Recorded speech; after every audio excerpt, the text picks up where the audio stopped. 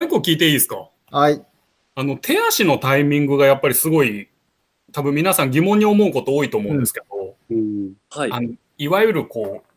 右手入水の左足蹴り下げ、クロスの軸でやってるのか、それともこう、同側で右手と右足でぐっとかき出してるのか、なんか武田選手のその意識、まあ右は右で左は左で違うのかもしれないですけど、はい。教えてください。そうですね。これもちょっと、あれですかね、動画出しながらの方がそうだね。わかりやすいですかね。ちょっとじゃあ最初の映像出しながら。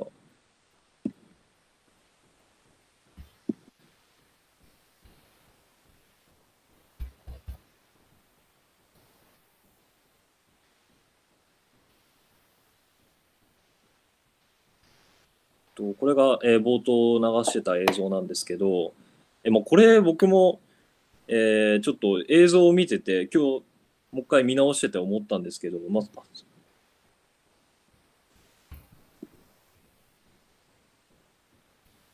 僕の場合は、これ、同側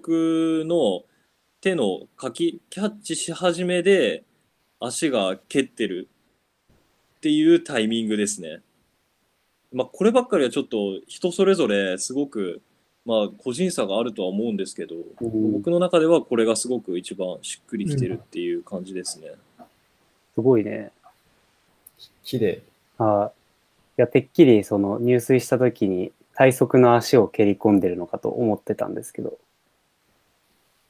やっぱりその普通の、はい。そうですよね。そうですよね。大丈夫ですか？健三さんがこの前見てたうん。海外の選手の2ビートってどんな感じでしたっけ？その女子選手、まあ、2004年の柴田愛選手とロール・マナデュ選手は体格だったと思ったとは覚えてますけど、でもなんか同じ2ビートでも多分その2種類があるのかなと思います。体格の人と、ダッチの方がもっとテンポでかいし、伸びる局面ないと思うし、そうですね。わかんないけど、しっかり見てないので、なんかこれちょっと憶測で間違ってるかもしれないんですけど、なんか、頻度でいくとしたら体格、でも一回一回しっかり手でか上半身で推進力出すとすると、同じ側の方がグイーンとなんかいけるのかな、みたいな。なるほど。イメージとしては。わかりました。でも共通してるのが、やっぱ入水して、足が沈みやすい状況で入ってるっていう共通点はあると思います。なるほど、なるほど。じゃちょっとその辺に関して山崎コーチ、トレーナーとか自分が普段現場でコーチをしている経験則から、まあ、なんでこういうタイミングに差が生まれるのかっていうのが、もし考えがあったら教えてください。まあそうですね。今、健三君の話聞いて一つ思ったことと、まあ、ずっと前から思ってること一つあって、健三君の話から思ったのは、そのフィニッシュ、プッシュの局面にかけて強く意識をしてる人ほど対角線で入れる人が多いのかなってすごく思いました。僕も同じです。はい。で、逆に武田選手みたいにこの最初のキャッチの局面でアクセントをつけてる人は同側で意識が強いのかなっていうふうに今感じました。もう一個、このトレーナーの体的な観点で感じてたのは、やっぱこの胸周りの姿勢が割と丸まってる人ほどキャッチ側で同側でタイミング取りやすいのかな。逆にこう背中がすごい強くてこう張ってる人ほど入水でバチンバチンと対角線で打つことが多いのかなっていうのはすごくこう印象としては、まあ全然そういう統計はないですけど、個人的にはすごく感じてましたね。そういう意味では武田選手割と、まあとてもいい姿勢とは。正解です。はい。そうだね、僕自身もすごい自分が猫背っていうのもあって、でやっぱその2ビートってなるとやっぱその足だけでそのタイミング取りがちみたいなイメージ持ちやすいと思うんですけど、まあ、やっぱりその自分の中でもその手のかき始めっていうのとその足を合わせるっていうイメージはありますね。うん。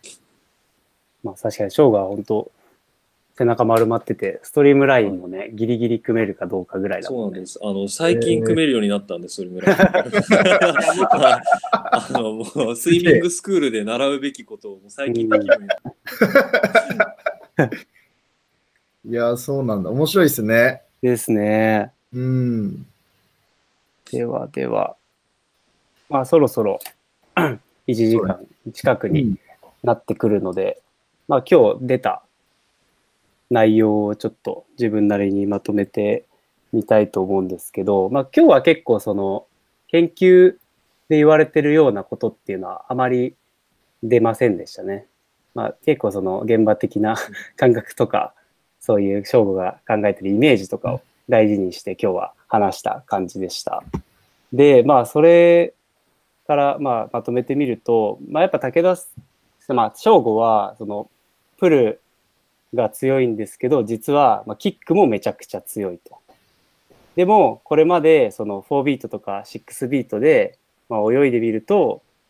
まあ結構そのキックでのエネルギー消費が激しくて、まあそのレースとかでは最後まで持たなくて足がバテてしまうっていうことがあった。なので、その2ビットキックに変えて、なるべくその少ないエネルギー消費で、まあ、体を浮かすためのキックを行って、まあその分、まあ、余った足のエネルギーをそのドルフィンキックとか、まあ、最後のスパートとかに使って、まあそのさらに高い速度を出すみたいな、まあ、レース戦略を取ることによって、まあ、武田君は2ビートでも、まあ、速い、まあ、そのレース全体を通して速い、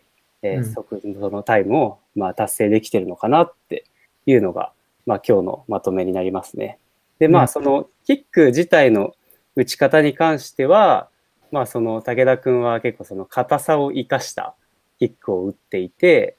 そのまあ、なるべくそのまっすぐの姿勢を崩さないように、まあ、その切り返しを意識して打ってることで、まあ、その、すごい柔らかい、滑らかで、まあ、そのリラックスしたようなキックを打てていて、それが、まあ、泳ぎにもつながってるんじゃないかというような話でした。まあ、で、今回結構その、生理学的なこともう話に出たんですけど、ちょっとあまり掘り下げられなかったですよね、その心拍数の話とか。まあその辺について、まあ次回なりなんなり、ちょっとその生理学に詳しい、本当専門家の人とか呼べたら呼んで議論できたら面白そうですね。うん。誰だろうね。どうでしょうね。まあその辺はまあおいおい考えましょ